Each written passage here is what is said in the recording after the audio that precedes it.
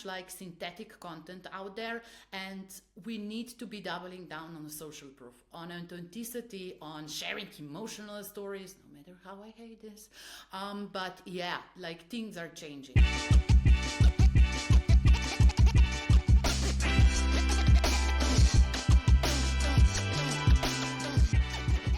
Cool, welcome back to Avidly Talks, a mostly marketing, sales and HubSpot focused podcast, and we're diving into topics to help you. And this is a guest we've now been waiting for a good couple of months at least. I think we've had clashing diaries. You've been in maker mode, you said.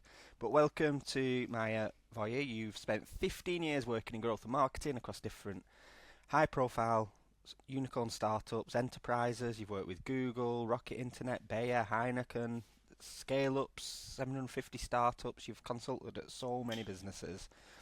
Now, you've learned one lesson. Everybody told you you need a product market fit, but no one told you how to get there. So you're very, very well suited to advise on this. What do you mean by that? Super. So thank you so much, Paul, for having me on your podcast.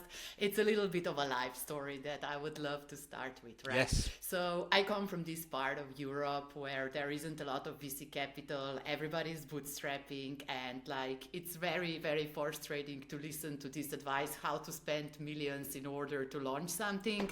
So we had to do it our way, garage style.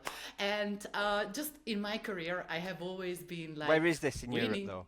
Where is this? So that was in the beginning. That was like 2010 something, right?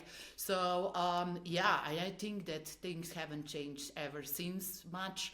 I was just like working with one of the teams from the region this week, but nevertheless, long story short, so we were the underdogs. We had to win against all the odds, and the traditional playbooks of how Dropboxes of the world acquired like tremendous amount of users with referral loops did not really apply to us.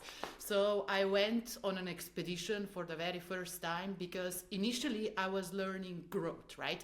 And in growth, everybody told you that you can grow after you have a product market fit. So I was like frustrated.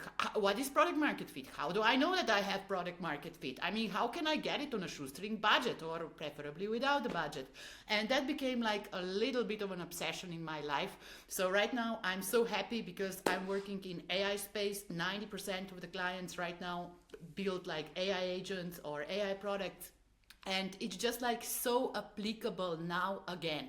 And what I mean by this is literally traditional definition of product market fit is, of course, that you have like set it up retention curves, right? But before that happens, there are product market fit signals. So for example, you might have clients who are super happy with your product and are actively sharing it on social media. You could be having like a lot of users that would be like very upset if you actually take the product down, and like users who are happily paying for the product before the product is perfect enough. And that actually happened to me in January. You know, Sean Ellis' test of product market fit is... Yeah, this year, okay, of course. So we're back. I was trying to invent my AI agent. It looked more like a chatbot, but here's the story. So one of the best ways how to measure product market fit is Sean Ellis' survey. How sad would you be if we took away this product? And I launched this AI agent, aka chatbot. So I just trained like an AI with all my assets so that it could be like a co-pilot when you are building your go-to-market strategy. And I assigned like a certain amount of credits like that users can use to just like have a chat with this type of robot. So after a couple of days, people started bombarding me with LinkedIn messages. Why did you take down the bot? And I was like, I didn't do this. I mean, what happened there? And I learned that they have just like used all the credits that I was paid for their pre-usage. And I was like, we're on to something. So that in a nutshell is how I think about product market fit. So meaning your product has to deliver value to a customer, and a customer has to be like driven to come back to the product and preferably pay you for that. And go-to-market, like consists of many different stages, right? Problem solution fit I don't really deal with because that's more of an entrepreneurial journey and I have more business ideas than time to execute them. So that one is off. The second one is actually product market fit. So the proof that the product that you have built and worked so hard on actually makes users happy, delivers value to them, transforms their lives or businesses for the better. And the next challenge, a very interesting challenge, is to tackle a go-to-market motion. It's called Go-To-Market Fit, and it's literally you finding a repeatable and scalable way how to get clients without worrying where the next client is coming from, right? So business needs to work like machine. And in the end, we have scaling, and usually people know how to scale because they hire very channel-specific professionals. Cool. So that was my journey in a nutshell. Thank you. That's been Avidly Talks. No, I'm joking. Can you give us some examples of the three stages going well, and then an example of where it misses the mark, particularly that bit for where... sure. Yeah, go on. Would you like me to work on one company or suggest multiple companies for the stages? One company and then a good and a bad example, just to contextualize it a bit. Okay, cool. Alrighty. So product solution fit is like you literally figuring out if your product is working. I think that we have already shared a brilliant example of my chatbot. People kind of want it. The next phase is product market fit. So personally, it took me more than a year to figure it out that I have product market fit for my Go-To-Market Strategist ecosystem, which is a book, which is a checklist, which are online courses and consulting pillar. So the hard part was literally to nail the ICP, because initially I had the vision of developing this for marketing and growth people, and I thought that they are going to be very enthusiastic about go-to-market as a discipline, and just the way how I explained it, which I hope is very applicable. And little did I know that I will end up attracting technical founders, product managers, product marketeers, because that was just such unknown to me, right? In my previous venture, mainly marketing people were responsible for GTM. And I learned that across the organizations, there are a bunch of different functions that have to do the go-to-market. It comes with many different job titles, surprise. Sometimes, in smaller companies, even founders do it. And that was a nightmare in terms of my messaging and positioning. So in terms of just my initial idea how to position our ecosystem, and it sounds really stupid now, but back then I thought that it is really good idea. It was from overwhelmed to hyper-focused. Why? Because I thought that it perfectly captures the mental transformation of my reader. Well, when we put this on our landing pages and just send in some ads and organic LinkedIn traffic and stuff, the conversion rates were suboptimal. They were below 2%.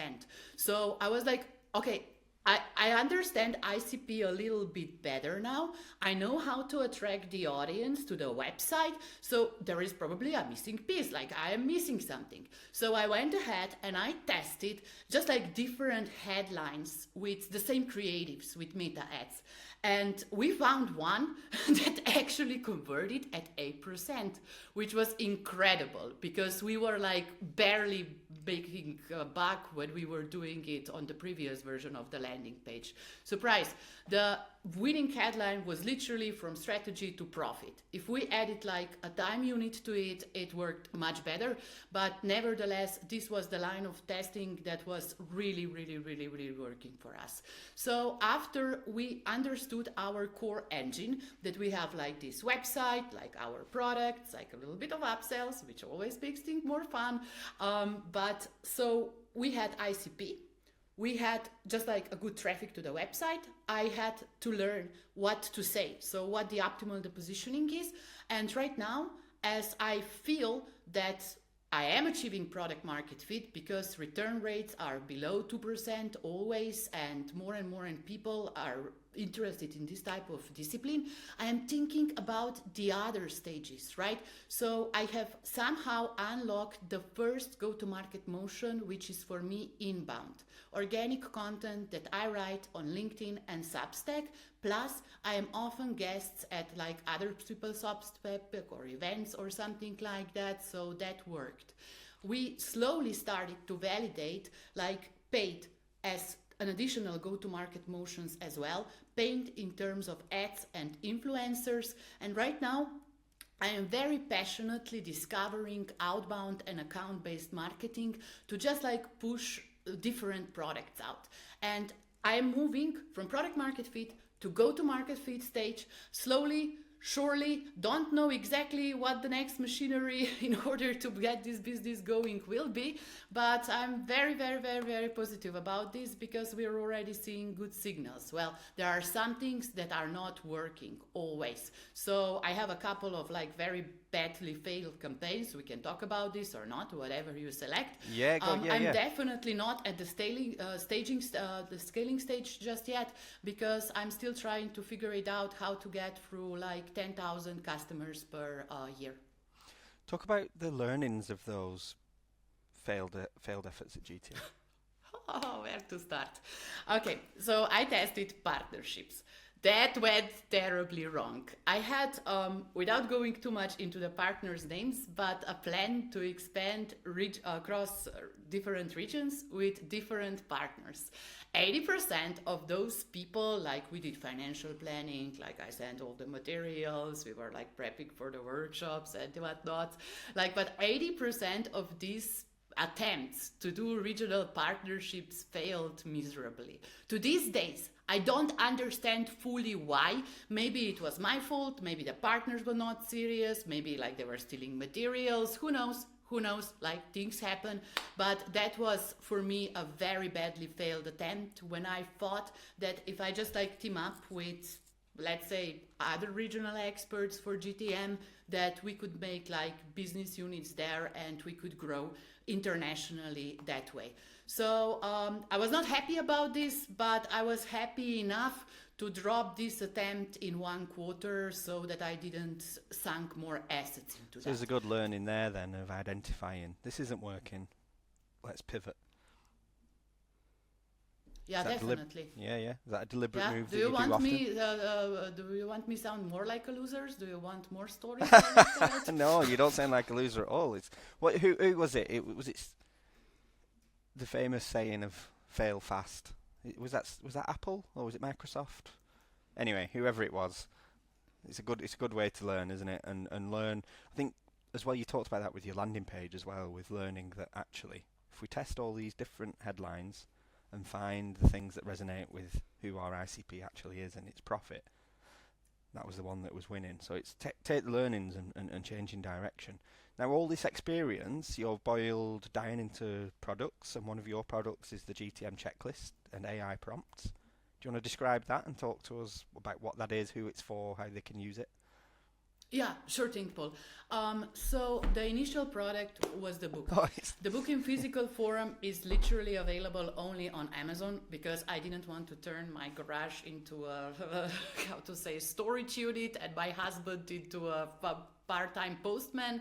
So I completely dropped the idea that we would be doing any sort of physical distribution of the product internationally because this is not our core competence. And we built this, I call it digital funnel, which is a fancy name for a website where people can get all our frameworks, workshops that I'm working on with clients, and it went really well. Last year we launched it in May, and I was just so happy because on Amazon I'm getting 0 customer data back, right? And for me it was really important to understand if the people are happy with the products, if there is more work that we could be doing together, if they have some ideas, what else could I be covering, right? So just I had to figure that piece out. Later on, we developed this value ladder of digital products, which is super cool and helpful, but I felt that in 2024, the way how we are going going to market changed radically. I mean, majority of people no longer have the patience to fill in like a bunch of templates and spreadsheets and workshops and yada yada. It's quicker, much quicker, if we just learn how to do it with AI. So I had to be on the right side of the history here. We went like into another 3-month development cycle. This is why you were waiting for me. Thank you so much for your patience. And we just like elevated the product, the checklist, like 100 physical tasks with 84 prompts that literally write text instead of you, and you can have a conversations with them how to get these documents that you need in your go-to-market journey rolling. And I mean, I'm such a huge advocate of using AI in GTM. For now, like I don't use a single tool that is not like at least AI powered something. And it's not just because I'm a geek, it's because we are a very small team, constrained on assets, and we need to be effective. The pressure on effectiveness is tremendous.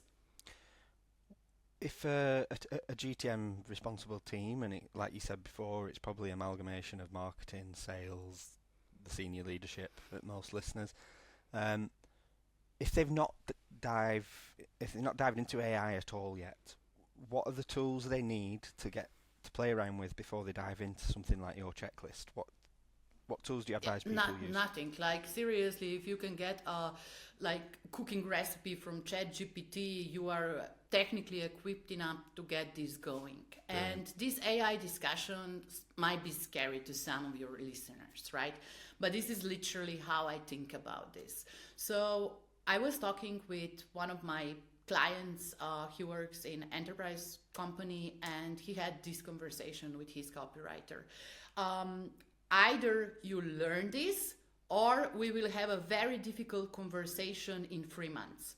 Unfortunately, the very difficult conversation happened because the guy just like ignored this type of advice.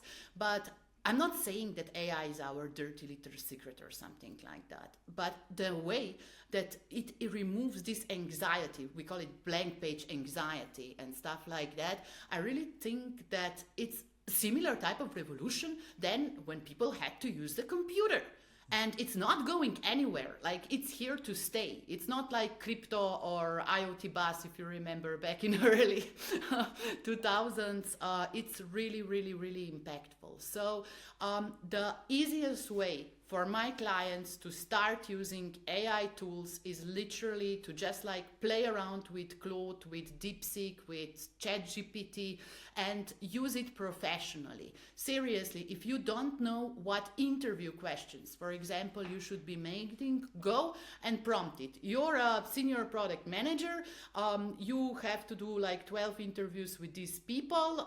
This is the target audience, the ICP that I'm targeting. Now suggest me like up to 10 questions that I can ask in 30 minutes that will help me understand this and this and this and this and that, right? And you can have these type of conversations to just like get things started quicker and move from this planning and anxiety stage and just like feeling of being overwhelmed to getting things done and start learning, start testing. That's the whole point. This is how I'm using it. Then in the next level, we could be using more specialized tools. My favorite one, and I'm not paid to say this, is Clay. Because right now the organic reach is so down that literally practically all my teams have to be doing like account-based marketing, account-based sales, or outreach efforts, right?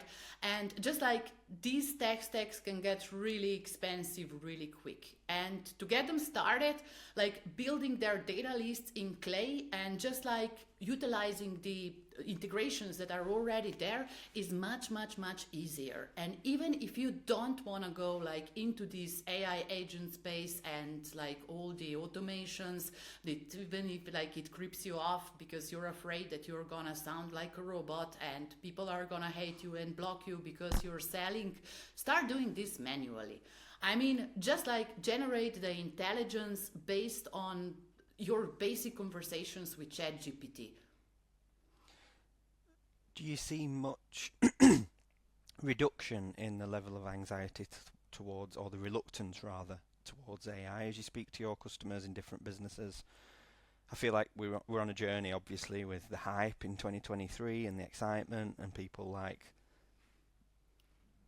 either quickly adopted it or didn't touch it, but it feels more inevitable now in 2025. Are you seeing the buy-in getting more easy to achieve in companies, or is it still sort of a reluctance? And if they are reluctant, what do you think is causing it? Okay, if we focus more on the marketing audience, I do think that everybody's using it by now to some extent, but it's aka our dirty little secret. So the majority of us generate content which is like AI assisted, let's call it AI assisted. So I have trained one of my projects on ChatGPT to write really cool LinkedIn posts based on examples that I have curated in my previous work, right? And it is the best editing tool. Like it literally speeds up the creation of one LinkedIn post for like almost 50%, which is incredible. I bloody love that project. So what I wanted to say is literally that I think almost everybody's using it, at least in my circles, but we don't talk about this because we still need to stay relevant, and we don't want to be blamed that people like would say this is AI generated. There is, in terms of our workflow, still like heavy lifting of training the project, the GPTs correctly, and just like the final touches, the editing, because it can still, no matter if you have paid tools or something like that, to these days, it can still hallucinate quite badly. So you need to remain the control, not just like, now ChatGPT will do the work instead of me, and I will, I don't know, be sitting in my office and watching Netflix, whatever. But the way how this knowledge gap in AI exists, it's getting more terrible by the day. So every day I feel such a high stress level when I'm on LinkedIn, because I feel that there are like 5 new stuff going on, and where will I learn this, and how did I not like catch it or something like that. Long story short, it makes you feel old and irrelevant really fast.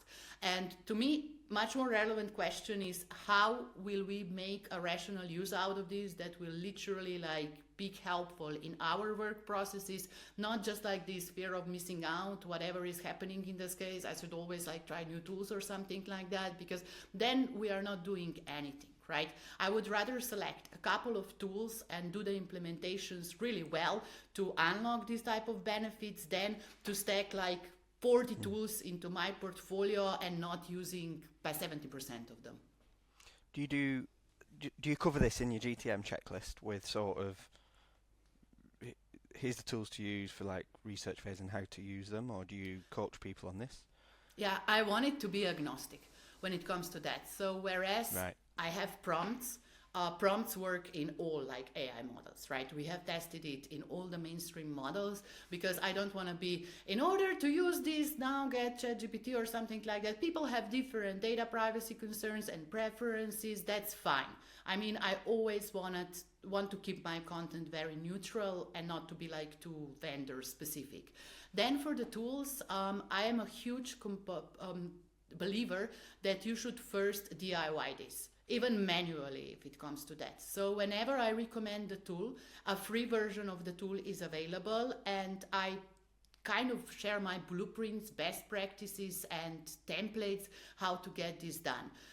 So I hope that this is like my fair attempt in order to just like keep a little bit neutral, because I don't want to be like super vendor specific. People like all sorts of different things and need various vendors to coexist. Yeah, that's fair enough. Makes total sense. How do you've talked about going back to your point around you do inbound, but you still do inbound sort of in essence, and coaching people, giving educational content, but you're doing it on LinkedIn, via events, via Substack. You start in ABM. Is this a response to falling organic traffic due to sort of AI overviews and ChatGPT? Yes. And how are you finding sort of the success of changing to these different platforms? How are you getting on with that? Yeah, so I'm a part of a couple like WhatsApp groups with other content creators and aka B2B influencers, no matter how much we hate this world. So a lot of us have like at least 50K audiences, some reach up to 200K. The medium, I would say, is between 70 and 100K. What we saw, and we agreed on it as a group, is that last year in 2024 to like early January this year, LinkedIn organic reach has dropped twice. So one cut was in the summer. That was really difficult for a lot of us to absorb, but then like there was a little bit of upswing like in the Q4, but in January it was hard. Like seriously, the posts, similar types of posts, like we are not getting worse as content creators. We are only getting better. We hope. got like the organic reach up to like 70% year on year. And it is really difficult and unpredictable to just like rely on your ability to gain organic traction. This is like a huge issue right now, also for B2B influencer marketing, also for SEO folks, so people who have been relying on like organic traffic from the internet. This is going on like in all the inbound. Now, an interesting thing is not what is going on, but how are we fixing it? So first thing is that we are trying to get more out of the reach that we are getting. A lot of us are deploying like social media selling techniques so that we go and actually chat in DM whenever we qualify the lead.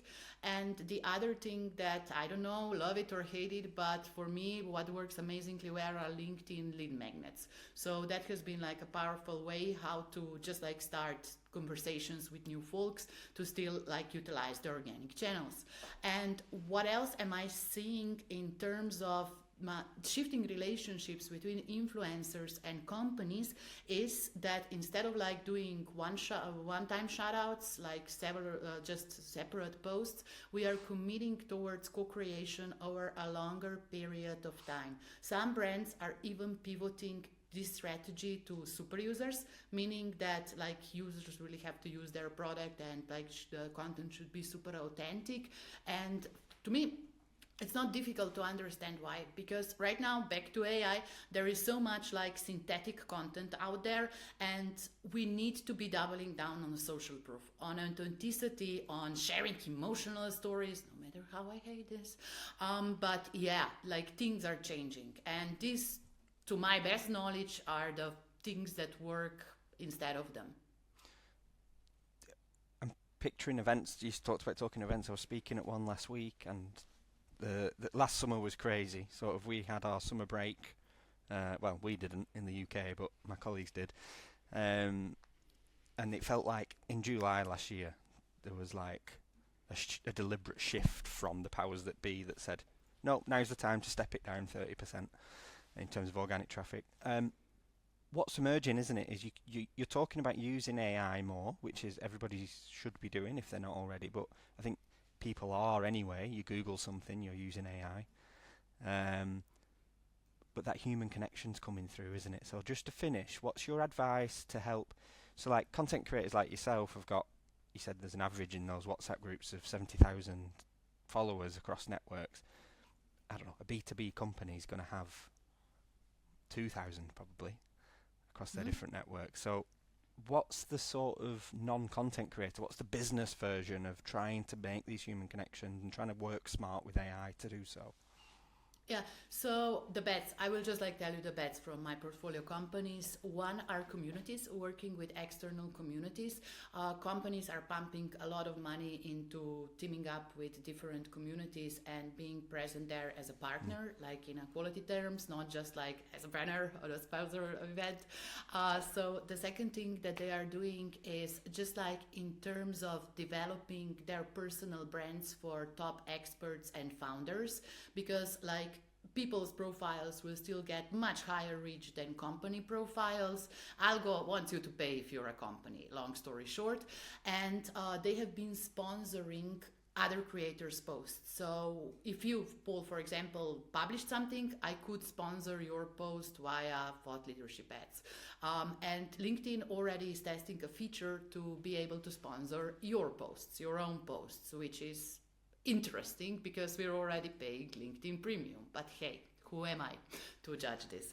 And last but not least, so the human connection, I really think that we should be doing more like meetings on site or just like virtual meetings, because one of the founders that I am in touch with, that's part of my ecosystem, he did 1,000 demos, 1,000 like these business development talks. From that, he closed 400 clients.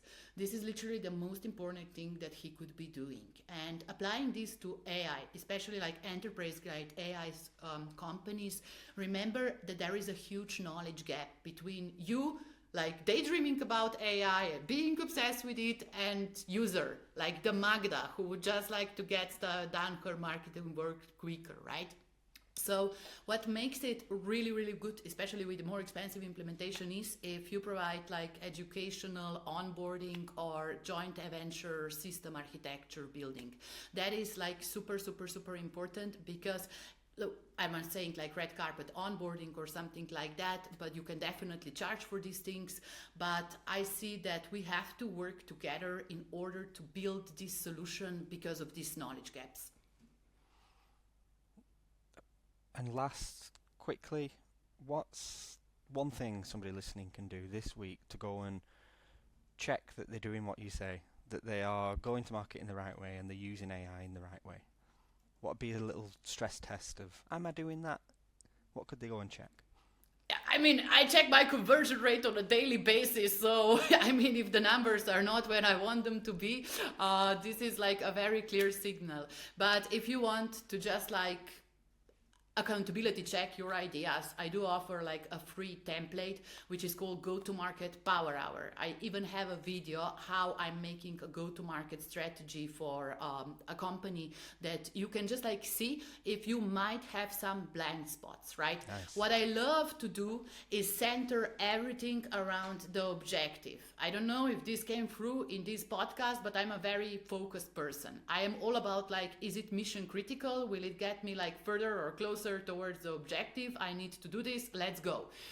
So this prism will definitely help you stress test your go-to-market strategy and see if there might be components that you have to redefine and just like think about this. It's a free template, you can totally use it, and I will just ask Paul if he can link this to the show notes, okay? 100%. That's an easy link in description, etc., etc. You'll be able to find that. We'll link it in the LinkedIn post and on the blog post for sure when we email this out too. So, Maja, thank you very much. If you've enjoyed this episode, please leave us a comment on Spotify, 5-star review everywhere else, and hit that follow button not to miss future episodes. Thank you for coming on. This is part of a series this month where we're talking about using AI in an intelligent way to grow your business, and this is going to help you use AI to improve your go-to-market strategy, and you're working with AI in a way that helps rather than just becoming part of the AI slop that's out there on LinkedIn. That's right, isn't it? Well, yeah, I'm guilty of polluting it as well, so I will just be quiet. Thank you so much. I wouldn't for bracket listening, you in the AI slop at all. Not at all. Right, thank you very much. We'll speak to you soon. Cool, take care. Ciao, thanks. Hey, did you enjoy this episode? Then be sure to leave us a comment, a review, and hit that follow button. See you next episode.